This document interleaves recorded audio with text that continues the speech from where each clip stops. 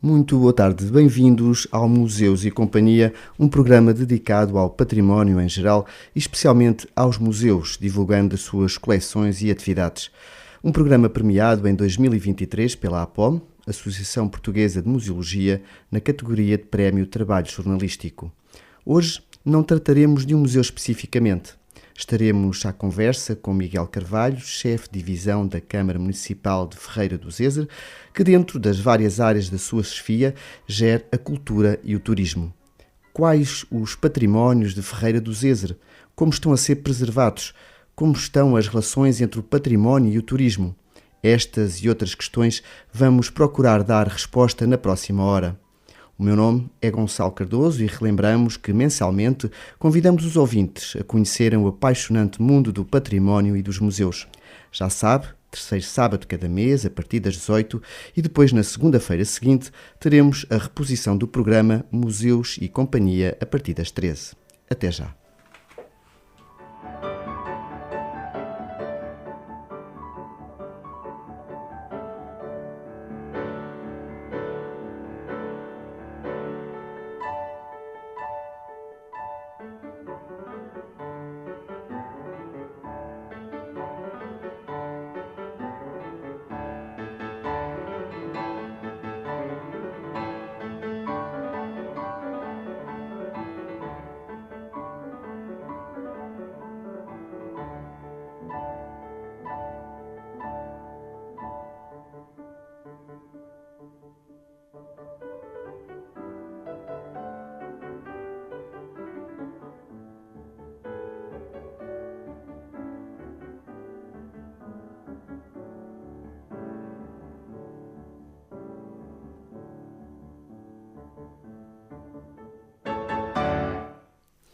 Miguel Carvalho, muito boa tarde. Muito obrigado por estares aqui connosco neste programa da ABC Portugal e vindo de um dos nossos concelhos vizinhos, Ferreira do Zezer. Seja muito bem-vindo a Orem. Muito obrigado, é um prazer estar aqui e falar sobre aquilo que Ferreira do Zezer tem para oferecer. Muito bem, então antes de falarmos propriamente de Ferreira do Zezer, o que Ferreira do Zezer tem para nos oferecer, fala-nos um pouco de ti. Nasceste e foste criado onde? Eu nasci e fui criado em Alveiaze. Também nosso concelho vizinho. Também nosso concelho vizinho. Regressei após os estudos que optei por fazer e fui professor durante vários anos. Uhum.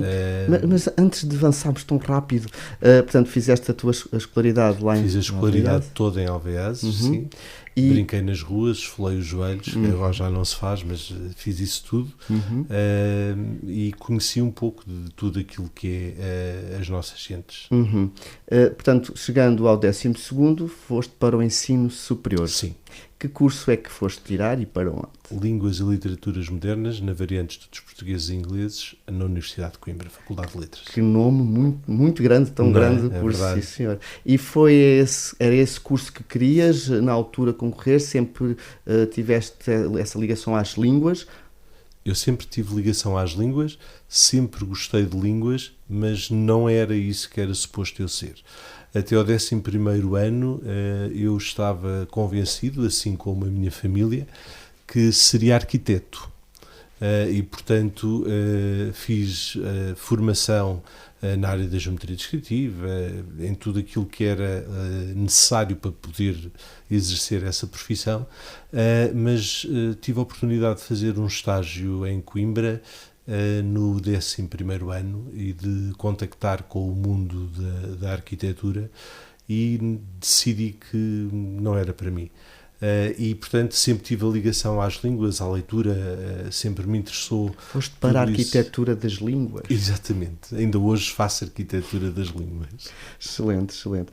E então como é que foi sair com 18 anos, portanto, de Alveiaze, um pequeno concelho do distrito de Leiria, para uma cidade com uma maior dimensão, em Coimbra, e que tem aquela carga forte, não é? Então, há uns anos atrás ainda mais, não é?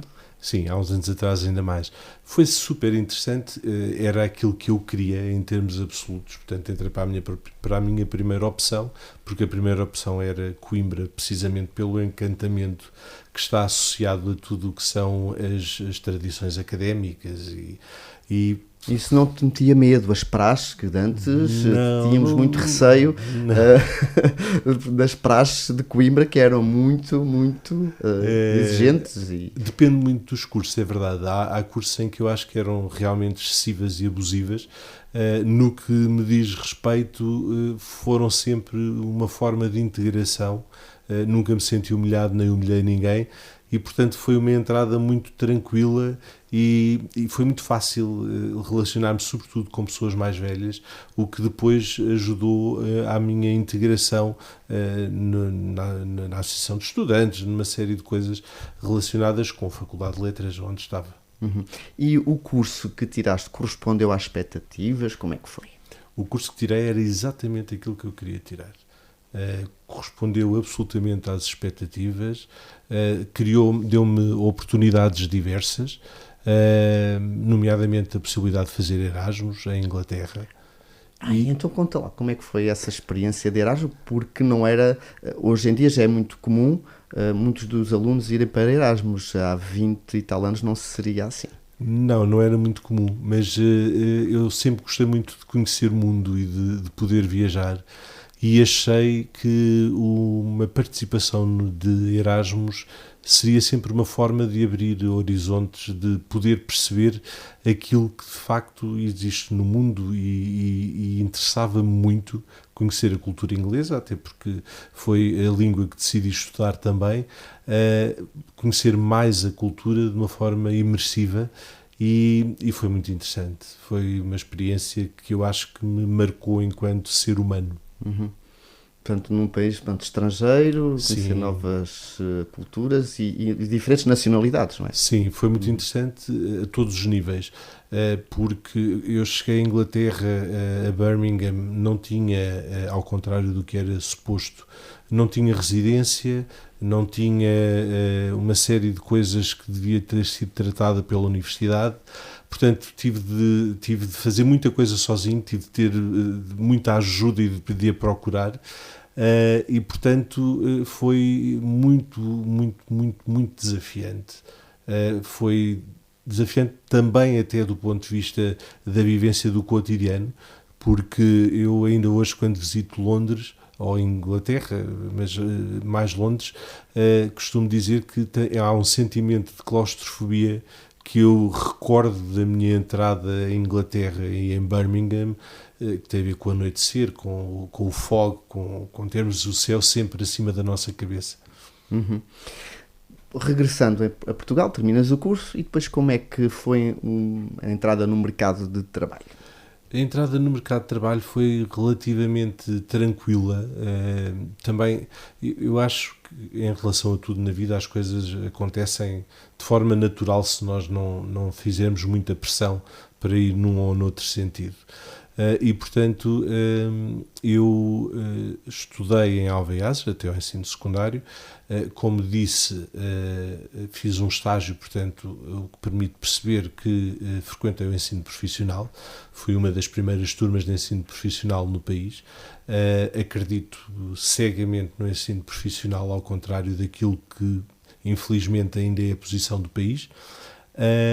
E, portanto, o regresso foi muito tranquilo, porque houve o convite imediato para que eu pudesse dar aulas na escola onde tinha feito o ensino secundário. Uhum. E, portanto, foi um desafio grande, porque... E gostaste da experiência, do ensino? Gostei muito, já tinha Quais foram os principais desafios na altura e agora a relação com a educação? Sim, eu acho que os desafios mantêm-se mais ou menos com algumas variantes. Eu fiz estágio com o terceiro ciclo na Caranguejeira e adorei a experiência. Caranguejeira, concelho de Leiria. Exatamente, também pertinho de nós. E gostei muito, foi muito interessante a relação com os alunos. Eu gosto muito de ensinar, gosto muito de partilhar conhecimento, gosto muito que me ajudem a construir conhecimento. Eu acho que a sala de aula é um espaço privilegiado para isso acontecer. Na Escola Tecnológica Profissional de Sicó foi um desafio grande porque havia muito para fazer, porque o ensino profissional também não estava ainda tão desenvolvido quanto isso, não existiam manuais, não existia material e, portanto, obrigou muito trabalho, mas foi muito gratificante. Começar do zero quase. Sim, foi.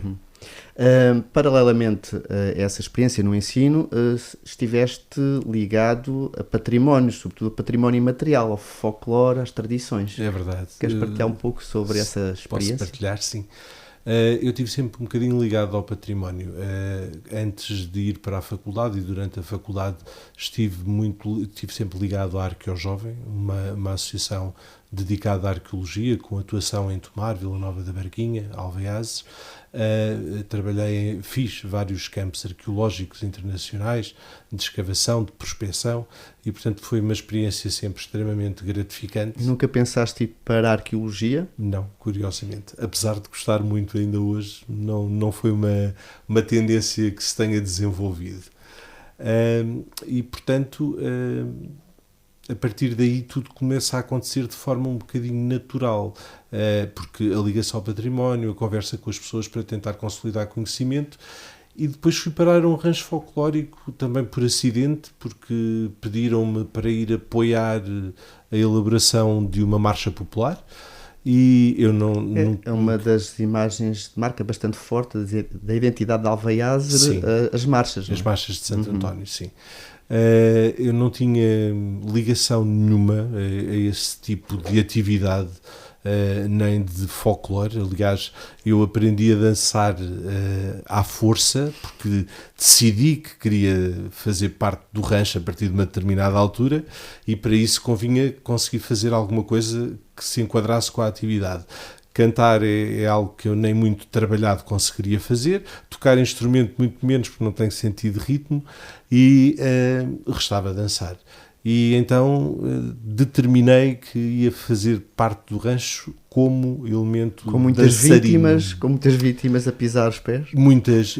Eu aprendi a dançar de cor, porque eu tinha mesmo, agora estou um bocadinho melhor, mas tinha mesmo muitas dificuldades com o ritmo, e então aprendi a dançar de cor. Portanto, houve um dia, passado para aí 1 ano e meio de dançar já em atuações, que os meus pés e os meus ouvidos se juntaram e eu percebi que afinal havia ali uma ligação que eu desconhecia.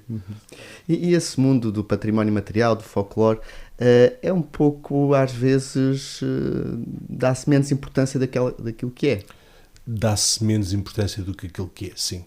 Porque as pessoas entendem que, e as pessoas gostam até, mais ou menos dependendo da faixa etária, dependendo daquilo que é a sua realidade, as pessoas gostam de ver a atuação do rancho e acham que o rancho folclórico e a atividade folclórica se resume àqueles 30 minutos em cima do tabuado. E a atividade folclórica e aquilo que me fez ligar ao movimento folclórico não tem nada a ver com isso. Tem a ver com todo o outro trabalho de background que se faz, de backstage que se faz, para depois poder ir para cima do tabuado a saber aquilo que vamos fazer, aquilo que representamos, quem é que levamos connosco, os nossos antepassados. Fiz muito trabalho de recolha com uma direção com a qual sempre me identifiquei muito, com elementos também incansáveis, e portanto fizemos uma recolha de património imaterial que hoje temos compilado em livros e em CDs através de uma candidatura que na altura fizemos, que foi muito difícil porque as associações não têm pessoal qualificado.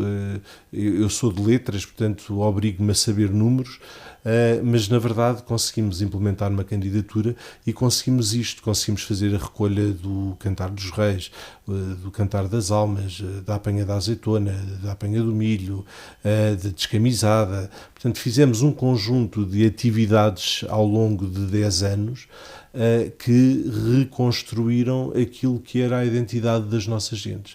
E isso partia do terreno, não é? Partia de ir ouvir as pessoas, estar com elas, registar aquilo que tinham para dizer. Está a aproximar-se o Natal e uma das atividades que fizemos que mais satisfação me deu foi uma recriação da ceia de Natal, mais ou menos reportada ao início do século XX. E foi extremamente interessante o trabalho de recolha e perceber e poder fazer perceber aos nossos elementos, sobretudo mais novos, e depois à comunidade em geral, como é que se vivia o Natal. Não é? O Natal não tem nada a ver com aquilo que nós hoje associamos ao Natal. E aí era mesmo Natal. Uhum. E é este encantamento associado ao folclore que eu acho que as pessoas têm de conhecer e valorizar, porque senão as pessoas afastam-se. Uhum. E este tipo de associação está a sentir dificuldade em manter-se. E é uma pena, porque se elas pararem, vai parar pelo menos de se trazer a palco ou de se trazer aos fóruns adequados aquilo que é a identidade das pessoas. E um património muito sensível. O património imaterial é o mais sensível, porque se não houvesse essa recolha, que Sim. vocês fizeram e bem, portanto ia desaparecer, portanto não ficava registado, portanto de facto é muito importante. Mas depois também há um outro património que está intimamente ligado a Alvaiás, e entretanto já vamos para o concelho vizinho, mas há aqui ligações que vamos aqui falar, que é Xíxaro, não é? Alvaiás é a capital de Xíxaro, um património importante a preservar. Um património muito importante a preservar.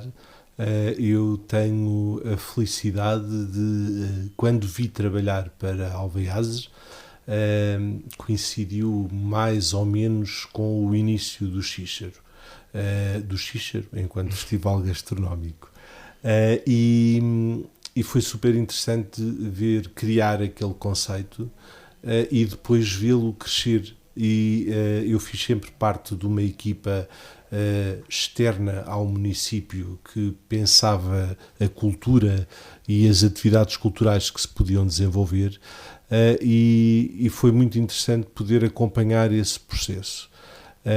O património gastronómico é um património que move neste momento um público muito significativo. E este em particular tem também, para além da riqueza gastronómica, tem também uma história muito específica das nossas gentes, porque o xíxaro era usado sobretudo como alimento animal, era consumido em situações de maior pobreza e de escassez absoluta por humanos. E, portanto, por isso caiu em desuso. Portanto, para os nossos ouvintes que não conheçam, não sabem o que é um xíxaro, portanto, é uma forma de termoço, não é? Uma leguminosa. Sim. E, portanto, nesta região, Alvaiás, Orém, Fátima, era comum, e eu também próprio lembro-me de ir à casa dos meus avós e algumas das refeições era xíxaro, que é delicioso, e normalmente com o bacalhau, um vinho. Sim, é verdade. E uma comida de inverno. Ele é muito comum em todos os solos calcários, porque é uma leguminosa que não precisa de qualquer apoio ou suporte. Portanto, ela é semeada e a partir daí o processo acontece naturalmente até à colheita. E mesmo a nível internacional há vários países onde ele é produzido em grandes quantidades.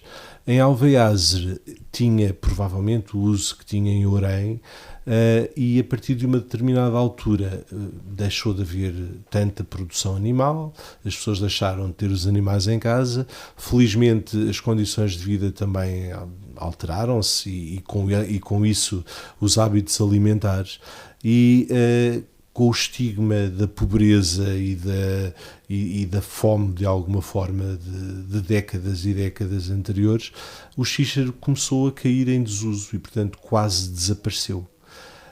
Felizmente, o Carlos e o Pedro, duas pessoas que estão em Lisboa, mas ligadas em Alvaiás, que serão sempre conhecidos, pelo menos para mim, como os pais do xíxaro, tiveram a ousadia de sonhar um festival gastronómico com uma componente cultural associada, cuja matriz hoje é diferente, mas continua a ter uma componente cultural que neste momento é bandeira para a divulgação do concelho um pouco por todo lado. É a capital do xíxaro. É importante ver capital do xíxaro, capital do ovo, que vamos falar mais à frente, capital do móvel. É importante?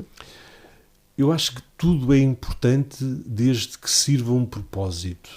E se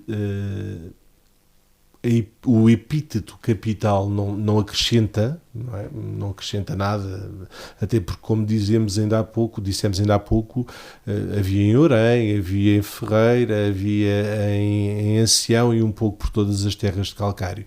Portanto, o epíteto em si não acrescenta, mas, na verdade, foi algo que esteve em moda durante muito tempo, os territórios assumirem-se como capital de alguma coisa, e a capital do Xíxaro é uma bandeira de divulgação de Alveaze.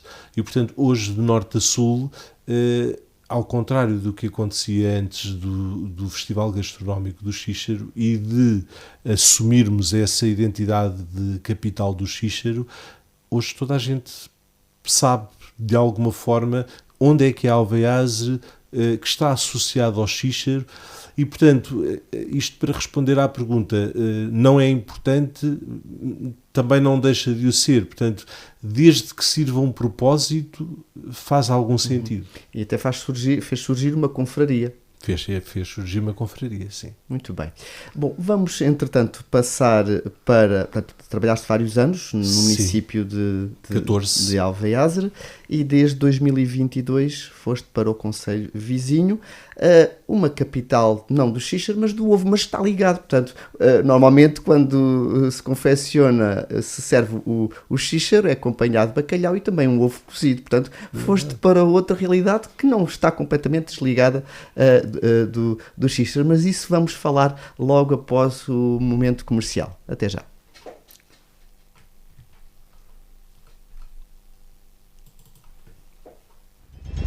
ABC Portugal 92.3 FM.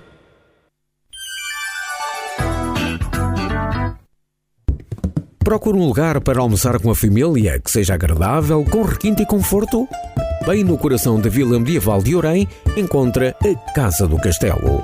Venha conhecer o nosso espaço, deliciosos pratos, onde se combina produtos nobres e simples com o sabor do nosso chefe, que transforma cada prato numa experiência gastronómica inesquecível.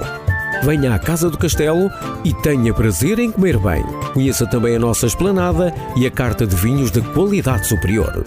Entre em contacto através das nossas redes sociais ou do número 914-140-039. Casa do Castelo, na Vila Medieval de Orém. Esperamos por si.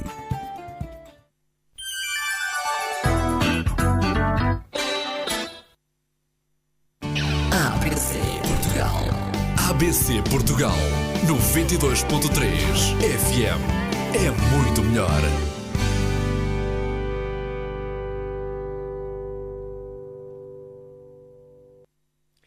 E voltamos ao Museus e Companhia, que estamos à conversa com Miguel Carvalho, da Câmara Municipal de Ferreira de Zezer.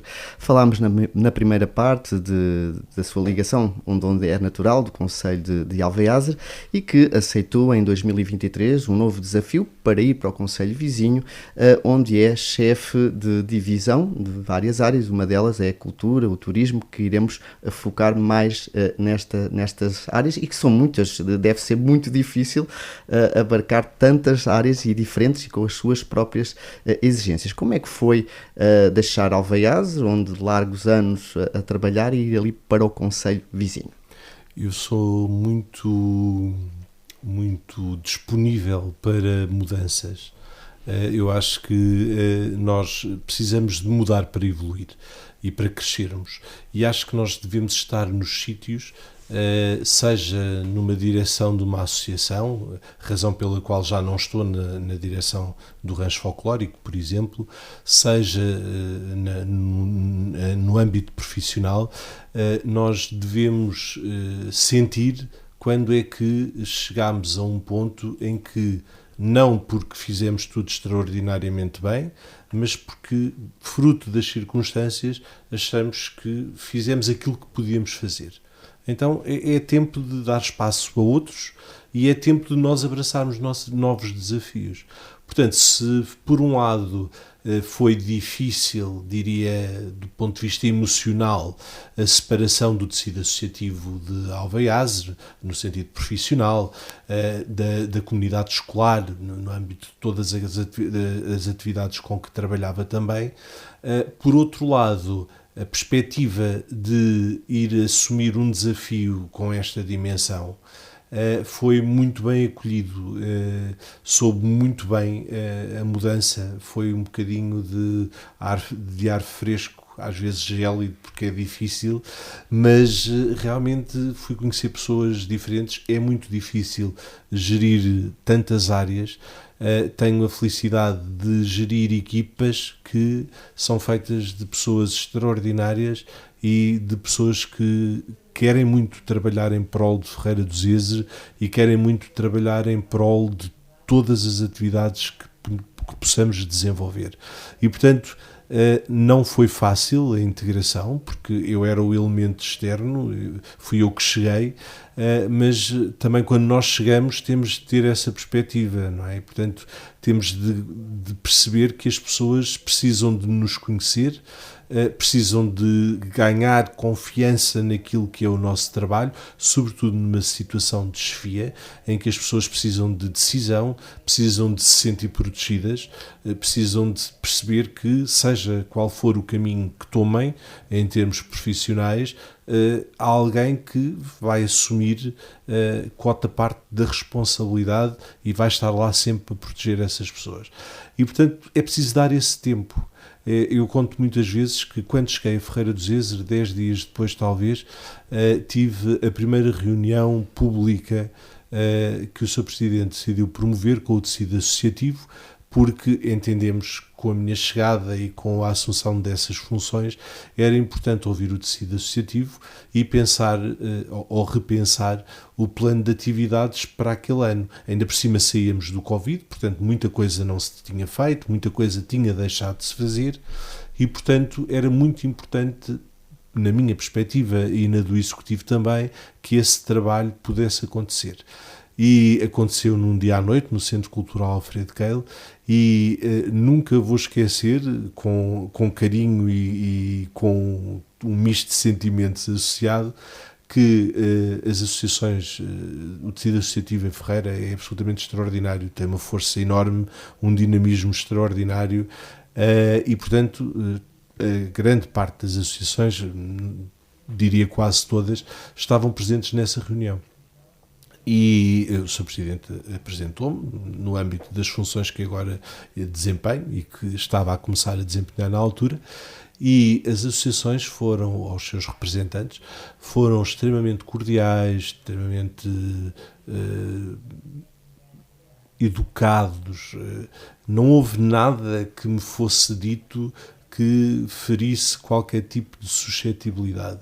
Ainda assim, e dessa forma polida, conseguiram-me fazer perceber que tu és o elemento estranho, tu estás a acabar de chegar aqui, nós é que sabemos como é que as coisas se fazem e não venhas cá com a mania que vais fazer coisas porque nós só alinhamos naquilo que nós queremos alinhar.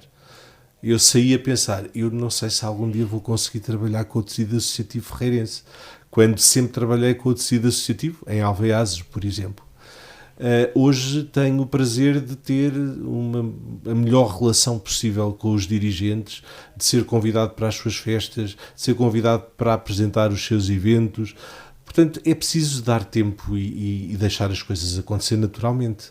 Mas sim, foi um misto de coisas boas, de desafios, mas de algumas dificuldades, sim. Uhum. Portanto, Ferreira do Zezer, outra realidade, outro património. Portanto, falámos do Xíxaro. Qual é o principal património em termos de marca, de capital do ovo? Se nos ligarmos à palavra capital, sim, é a capital do ovo. É uma marca que foi criada e um bocadinho com o mesmo objetivo do Xíxaro, não é? Para ser uma bandeira de Ferreira do Zezer no país e além fronteiras, E, portanto, no âmbito da capital, à época, fazia sentido, até porque Ferreira de Uzes ainda hoje é o segundo maior concelho ao nível da produção de ovos. E, portanto, entendeu-se, ou alguém entendeu à época que era um elemento e é distintivo, ainda por cima com uma enorme relevância para a economia local, não só ao nível da criação de emprego, não só ao nível da geração de riqueza, mas trata-se de empresas que tinham também um papel social, ou sempre tiveram um papel social muito importante. E, portanto, a capital do ovo tem essa origem, não é? Portanto, tem uma origem, não tem uma origem histórica, não é? Não conseguimos reconstituir esta história passada, mas conseguimos perceber, associado à capital, o percurso de grandes empresários visionários que criaram projetos verdadeiramente distintivos e que lhes permitiu serem uma referência no país e além fronteiras, na produção de ovos, no caso. E, portanto, não diria que é um elemento patrimonial distintivo de Ferreira de Uzes, não é a produção de ovo que caracteriza aquilo que é Ferreira de Uzes em termos de património, mas efetivamente foi uma marca que se mantém com muito orgulho.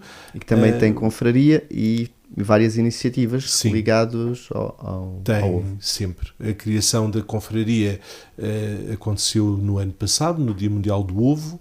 Este ano, no Dia Mundial do Ovo... Desconhecia, confesso, haver um Dia Mundial do Ovo. É a segunda sexta-feira de outubro.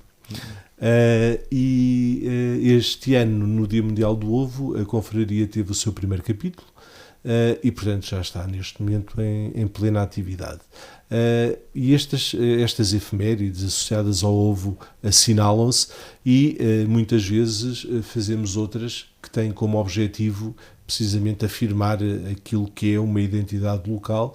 Agora, já há muitos anos que existiam em Ferreira vários festivais gastronómicos, o Festival Gastronómico do Lagostim, o do Peixe do Rio, o da Fava, o das Migas e também o do Ovo. A orientação deste executivo foi um bocadinho diferente, foi centrar-se nos elementos distintivos e fazer deles festivais gastronómicos com maior projeção a nível nacional. Ficámos com o Festival Gastronómico do Lagostim e do Peixe do Rio, que é efetivamente algo que nos diz muito pelos vários quilómetros de margem que temos. Temos o único produtor de barcos de 3 tábuas no país, a trabalhar em Dornes. Temos que falar de Dornes também. É inevitável falar de património e de identidade de Ferreira de Uzes sem falarmos de Dornes, é verdade. Portanto, o Lagostim e o Peixe do Rio, por esta via, é um elemento que fazia sentido destacar. Também é um elemento um bocadinho mais irreverente, mais diferenciador. Como segundo festival gastronómico, o objetivo é que aconteçam em épocas mais baixas em termos de turismo.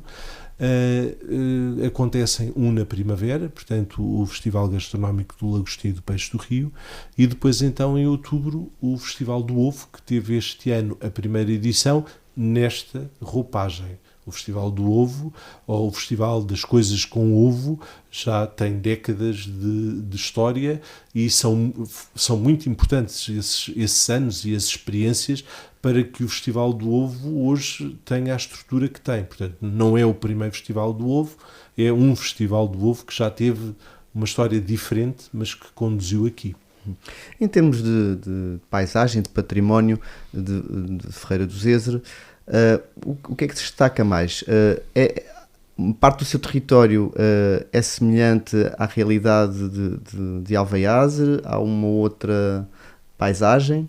Não há nada ainda que Ferreira do Zezer tenha uma parte do concelho que em termos de paisagem é muito próxima de Alveiazes, daquilo que predomina em Alveiazes, até porque na freguesia de Areias, na zona da Fecasta e na ligação... A Fecasta, vamos ter que falar também Também da falamos da Fecasta, sim. Na ligação entre os concelhos, a maior mancha de carvalho cerquinho da rede Natura estende-se a Ferreira do Zezer e, portanto, desse lado do concelho há alguma proximidade em termos de semelhanças. Quando pensamos no concelho de Ferreira do Zezer em sentido lato, estamos a falar de uma realidade completamente diferente, estamos a falar de uma valorização do rio, da água, de tudo aquilo que está associado a um conjunto de experiências que o rio pode proporcionar e que um concelho sem rio não pode proporcionar. É bom que estes concelhos todos cada vez se vejam mais como parceiros, porque todos têm coisas para oferecer diferenciadoras e, portanto, tem de se criar cada vez mais produtos turísticos integrados. Mas realmente é muito diferente. Então, aproveitando essa deixa da paisagem de rio com água, vamos até a Dornes. É uma das referências também do concelho. Sim, Dornes é a Península Encantada, é a menina dos olhos de Ferreira do Zezer, dos ferreirenses, e é um património de tal forma interessante que se tem vendido no sentido de ser conhecido de forma quase espontânea. Portanto, não houve uma estratégia de divulgação da Torre de Dornes, não houve esse trabalho. No entanto, nós temos visitantes em Dornes de manhã, à tarde, à noite, no verão, no inverno.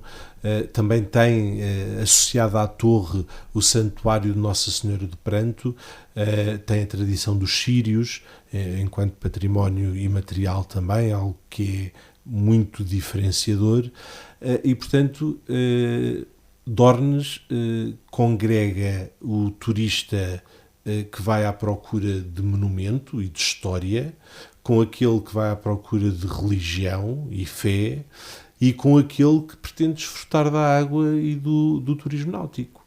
E o facto de terem vencido das 7 maravilhas... As 7 maravilhas, sim. Sim, de Portugal. Sim, como aldeia ribeirinha. Uhum.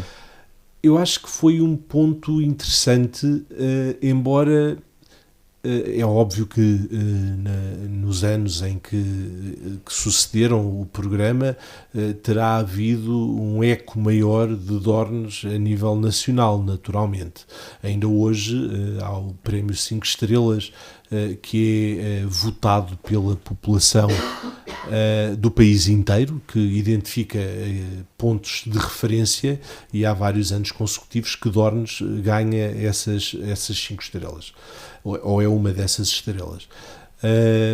Portanto, foi importante, claro. Eu acho que tudo aquilo que se faça em prol da divulgação de um espaço, que é um espaço de património a preservar, desde que não coloque em risco esse património, é vantajoso.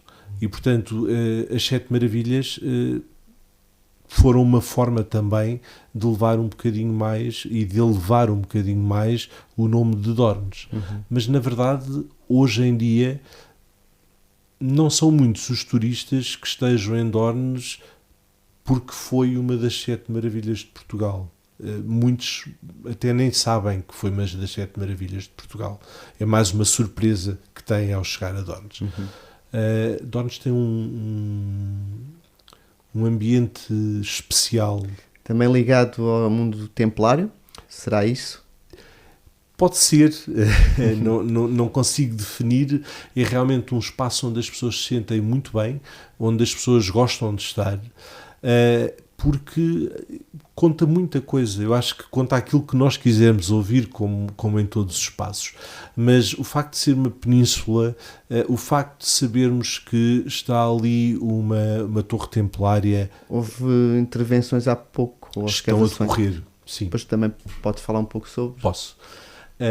A Torre de Dornas tem, de facto, a imponência de ser um monumento extraordinário, único na sua forma, e para além disso conta muito da história dos Templários. Sim, foi um ponto defensivo do Rio Tejo, foi mandado construir por Gualdim Pais, supostamente assente numa estrutura romana pré-existente, e é muito bonito do ponto de vista arquitetónico, e a intervenção a que se referia e que vamos ver tem muito a ver com a descoberta de uma nova parte da torre, não é? Porque o objetivo da intervenção que está a ser feita neste momento era consolidar as paredes a nível interior e exterior, retirar uma laje que foi nos anos 60 colocada na torre, embora tenha de se manter o lintel, também como testemunho histórico daquilo que foi a intervenção nessa altura, permitir o acesso ao cimo da torre como miradouro, um mirador de 360 graus, e portanto a intervenção era isto. Para se fazer esta intervenção, obviamente, é um monumento classificado e diz o bom senso, não só as regras, que deve ser feito um trabalho de preparação que nos permita avançar com garantia, e portanto tivemos uma equipa de arqueologia a proceder à escavação de 3 quadrículas que foram definidas na altura para intervencionar num canteiro que existe à volta da Torre de Dornes, e 10 minutos depois do início das escavações percebemos que tínhamos um mundo novo para descobrir, e tivemos de passar a escavar a totalidade da área que circunda a torre, nesse jardim elevado, até porque o resto foi tudo rebaixado há muitos anos e tinha com certeza a continuidade daquilo que encontramos, mas a verdade é que encontrou-se uma necrópole medieval com uma riqueza absolutamente extraordinária, com muitos elementos identificativos da época, da cultura, da forma de estar, e é toda uma realidade que neste momento estamos a trabalhar e que justifica a criação de um sítio onde se possa contemplar e perceber a história também dessa necrópole e a sua pré-existência. A escavação arqueológica também tinha de acontecer no piso, entendemos nós na altura, no piso de entrada na torre, até porque a torre tem umas escadas exteriores e a entrada faz mais ou menos a meio da altura da torre, e na cota de soleira escavaram-se duas quadrículas, se não estou em erro. Sempre houve muita ideia que talvez a torre pudesse originalmente ser até ao fundo e não ficar-se pela soleira onde agora a conhecíamos. A verdade é que se fez a escavação e efetivamente escavou-se em 4 metros de profundidade até ao afloramento de xisto no qual assenta a torre, e percebemos que a torre, na sua versão original, era completamente oca e toda ela servia como elemento de defesa. Temos muita curiosidade em perceber o que é que vamos encontrar mais. Portanto, nestas quadrículas não se encontrou nada de significativo e de relevante, apenas vestígios de quedas consecutivas de coberturas, de alguns resíduos do início do século XX, XIX, portanto nada com relevância do ponto de vista arqueológico. Neste momento portanto, isto veio alterar tudo o que era o projeto pensado para Dornes, não é? Já existiam em Dornes, na torre, várias estelas templárias que se queriam estudar e que se queriam trabalhar de alguma forma.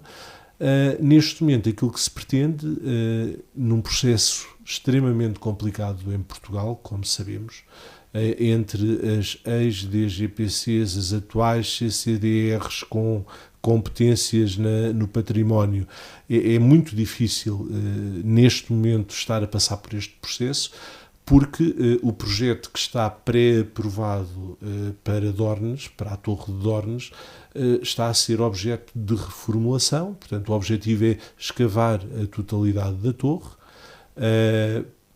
garantindo, obviamente, que isso não implica com a sua estrutura nem a fragiliza de alguma forma, e criar um espaço museológico dentro da torre, desde o resto do chão até à torre cineira, onde se possa contar a história de Dornes, da necrópole, das estelas funerárias dos templários, para que as pessoas... Não faz sentido, houve muito esta tendência em determinada altura de criar edifícios de betão para expor aquilo que saiu de um espaço onde pertence.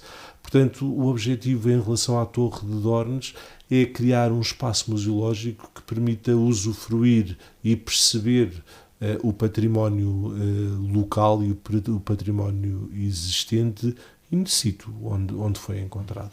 E, portanto, além disso, tem havido uma requalificação das ruas, da iluminação até de Dornes? Sim, Dornes tinha uma iluminação pública convencional e tradicional, portanto, com os seus postes de cimento e os bips da redes, e entendia-se que era algo que tirava muito da essência de Dornes, não é? Eram demasiados fios pendurados, era demasiada interferência visual. E, portanto, neste momento já está concluída a primeira componente dessa intervenção. Portanto, toda a infraestruturação elétrica já está no subsolo. Temos uma aldeia de Dornes mais limpa do ponto de vista visual, com candeeiros novos, com uma luz confortável à noite que nos convida a entrar, muito diferente daquilo que era a iluminação pública convencional. Muito bem, então de Dornes vamos para outra parte do concelho, se calhar essa é a tal mais próxima de Alveiaz, onde está a gruta de Avecasta, é assim que se pronuncia? Sim, Avecasta. Avecasta é uma aldeia com uma identidade muito consolidada, com muita atividade e com habitantes com muito orgulho no território. Muitos estão fora, têm as suas casas de família recuperadas, como devem ser recuperadas. É uma aldeia que tem muito potencial futuro, e tem a felicidade de ter um moinho de vento que infelizmente ardeu nos incêndios de 2021. Neste momento está quase reconstruído num esforço entre a Câmara Municipal, a Associação Local e a Junta de Freguesia. E para além disso tem a Gruta da Avecasta, sim. E o que é que tem essa gruta de Avecasta tão especial? A Gruta da Avecasta é, mais uma vez, um espaço mágico, porque entra-se nela e a partir do momento em que se está lá, consegue-se viver aquilo que é a realidade da gruta. Ela tem vindo a ser objeto de estudo ao longo de várias décadas. Os arqueólogos responsáveis pela escavação dizem muitas vezes que a realidade da Avecasta é uma realidade e um estudo e um trabalho que nunca vai ficar completo, porque estima-se que existam cerca de 40 metros de entulho e, portanto, de ocupação.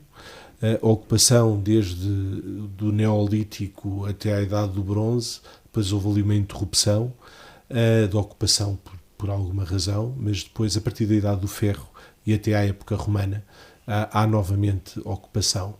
E é extremamente interessante porque foi feita uma escavação em profundidade, em 8 metros, se não estou em erro, em que os diferentes níveis de estratificação permitem identificar a época, permite-nos perceber a evolução da humanidade na Gruta da Fecasta. Eu li alguns que é um dos sítios arqueológicos mais importantes do país e até a nível europeu. Sim, será.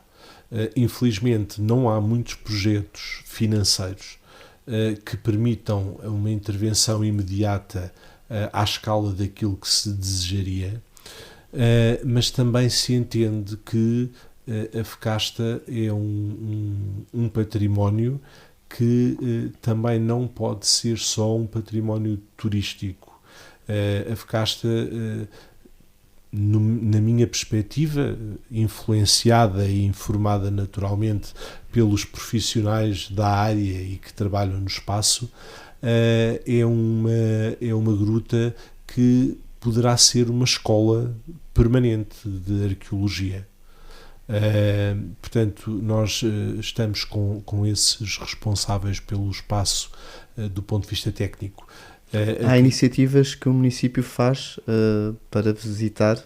Sim, a gruta é visitável uma vez por mês, entre abril e outubro, com uma visita guiada pelos próprios arqueólogos responsáveis pela escavação. Portanto, são oportunidades muito interessantes para perceber com uma profundidade diferente aquilo que é a gruta. De qualquer forma, contactando o posto de turismo de Ferreira dos Ezes ou os serviços de turismo, a gruta é sempre visitável. Não há ninguém que queira vir ver a gruta e usufruir daquele espaço que não tenha a oportunidade de o fazer. Tem tido muita adesão nessas visitas mensais? Tem, sim. Porque o nome da Fecasta chega muito mais longe do que aquilo que nós pensamos. E tem a particularidade dos próprios habitantes da Fecasta sentirem a gruta como sua, e eles próprios têm um prazer enorme em estar e em participar nas visitas. Em termos de eventos, já existiram concertos no espaço, existem todos os anos as jornadas... Tem uma grande galeria de entrada, sim, não é? Tem uma galeria enormíssima, sim. Temos as jornadas da primavera, que são um momento de reflexão do ponto de vista científico, e ao mesmo tempo do ponto de vista civilizacional. Portanto, é um património importantíssimo e de uma riqueza extrema. Muito bem, muito obrigado. Estamos quase a terminar o nosso programa. Gostaria de terminar com uma questão: qual é o teu sonho para a Ferreira dos Ezes, a nível do património? A Ferreira dos Ezes, eu uso muitas vezes os determinantes e os artigos possessivos para me referir a Ferreira dos Ezes, porque eu sinto-me adotado por Ferreira dos Ezes e eu também adotei Ferreira dos Ezes de alguma forma. Aquilo que eu sonho para Ferreira dos Ezes é um território que se mantenha do ponto de vista da empregabilidade, da estabilidade, como está neste momento, mas que tenha a oportunidade de devolver ao mundo as riquezas e os segredos que encerra, quer ao nível arquitetónico, como arqueológico, e também ao nível do património material. Há muito trabalho feito nesse sentido. É muito difícil hoje pensarmos em criar um museu. Foram apoiadas dezenas de infraestruturas para essas em concelhos vizinhos. Para além deste património todo, nós temos ainda o Alfredo Keil, alguém que viveu em Ferreira dos Ezes longas partes da sua vida, onde criou a Portuguesa, onde executou pela primeira vez a Portuguesa, e estamos a preparar um projeto para uma sala-museu, que neste momento está em progresso. Portanto, o nosso objetivo é conseguirmos, com a dignidade que o concelho tem e que as suas gentes também trazem e transportam consigo, dá-la a conhecer e a usufruir. Muito obrigado, Miguel. Foi muito bom ter-te aqui neste estúdio. Parabéns pelo teu trabalho, competência e a forma apaixonada como abraças os novos desafios. Um grande abraço museológico, ou seja, um abraço que se conserva, Miguel. Muito obrigado. Igualmente. Caros ouvintes, despedimos-nos por hoje. Visite sempre o património perto de si. Ou longe também. Já sabem, Museus e Companhia, no terceiro sábado de cada mês, aqui na ABC Portugal. Estejam atentos, obrigado e até lá.